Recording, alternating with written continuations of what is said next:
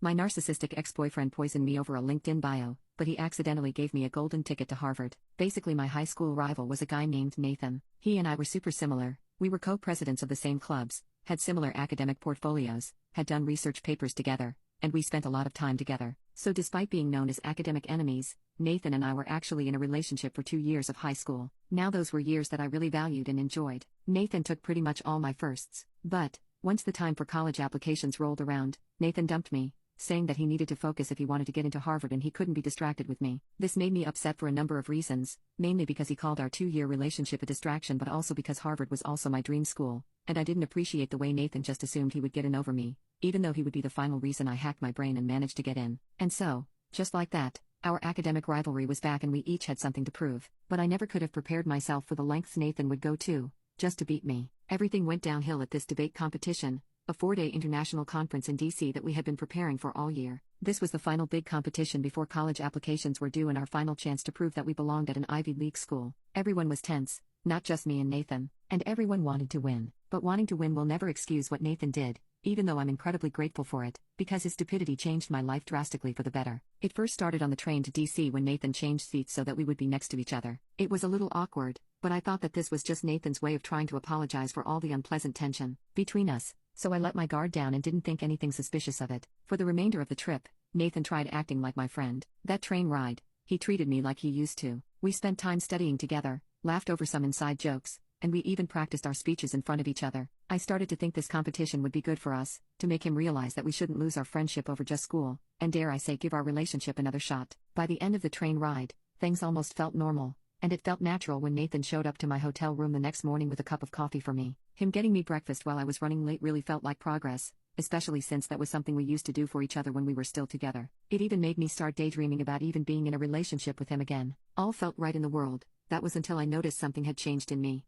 About halfway through the first day of the conference, I felt like I was in a hyper-focused mode, as if someone had filtered out the white noise in my brain and just left the sharpest, most productive parts behind. When I gave impromptu speeches, I found myself having extra time to think as if time was going by slower than usual. And when the time for questions came, I asked the most precise, detail-oriented questions that highlighted major flaws in my opponent's arguments. Unfortunately, Nathan fell into this category. Somehow, I was beating everyone in the debate room, including him. By the second night, it was obvious that I was going to win. I was just hoping this wouldn't cause a rift in our friendship because we were just starting to become close again. But all my concerns melted away because the next morning, Nathan came to my room and gave me a morning coffee to prep me for the day, even though he was somewhat agitated. So 3 days in a row, Nathan brought me coffee, competed against me during the day, and chilled at night. But on the 4th and final day of the competition, everything was even more tense than usual. My anxiety only grew when Nathan failed to deliver me a morning coffee. I tried not to think anything of it initially because it could have just been a coincidence, but then, Nathan didn't show up to the debate at all. He completely skipped the final day of the competition. That's when I knew something was seriously wrong.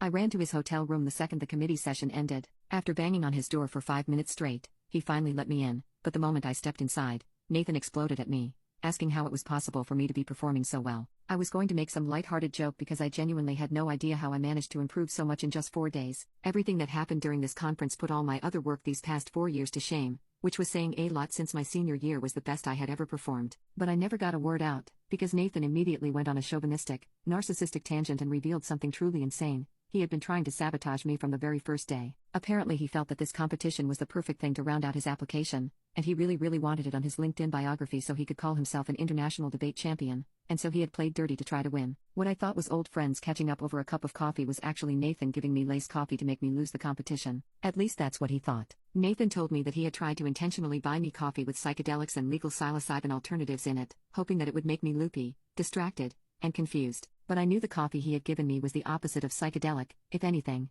it was focus-enhancing, and I felt ultra-productive. I asked Nathan for the exact coffee brand he had bought and looked it up to confirm what I already knew, that the psychedelic coffee he bought had nothing to do with psychedelics. It was simply a mushroom coffee fusion blend. It was called Clarity Brew, and from the name I could sort of understand why Nathan might think that it was for a psychedelic type of clarity, but the actual product description made it clear that this coffee was a blessing, not a curse. The mushrooms Nathan had thought would hurt my chances of winning this competition were chaga mushrooms and lion's mane, which botanists will know are just cognitive power banks for the mind. I respected Nathan wholeheartedly until this point, but never in my life did I think that he would be capable of such a low-level Sigma IQ move. And even though Nathan had basically tried to poison me with this coffee, It worked so well on me that once I was done yelling at him, I took the Clarity brew with me to confiscate it only to bring it all the way home so I could continue using the coffee until the end of senior year. That was when I discovered that the coffee didn't just make me more productive, it gave me long-lasting energy and naturally minimized the jittery effects of caffeine. Nathan had basically bought me super coffee in an attempt to drag me down. To no one's surprise, I won the competition and was later accepted to Harvard.